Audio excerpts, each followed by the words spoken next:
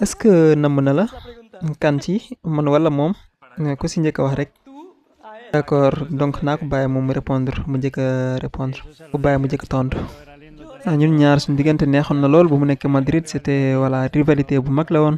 léegi moom tamit moo ngi ci équipe bu mag wante man dinaa ko seetaan dama koy seetaan ci espagnol wala ci anglais boo ci tànn rek man ak moom ci football bi suñu diggante yàgg na parce que def na 15 ans xaw ma sax ndax loolu mus na am ci histoire football ñaari joueurs yu am concurrence boobu noonu pendant des années yooyu noonu donc yombul wante suñu diggante amul benn jafe-jafe. ñun ñaar mosuñu toog reer mais xam naa ni dina mës a am ñun ñaar ñu toog reer ensemble xam naa ni dina mës a am.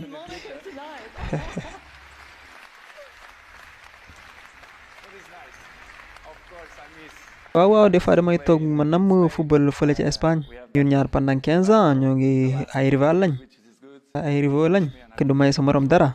te jàpp naa ni ma koy motiver noonu la may motiver. te loolu la ci bokk histoire de football. léegi nañu année bii di ñëw yéen ñaar yëpp da ngeen di bàyyi football xalaat am naa yaakaar nag doo leen bàyyi bii di ñëw xalaat naa doo leen bàyyi doo leen arrêté football.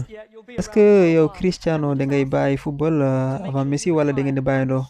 Messi yow tam est-ce que da ngay bàyyi sa carrière football est-ce que da ngay arrêté en même temps que Cristiano da ngeen di bàyyandoo.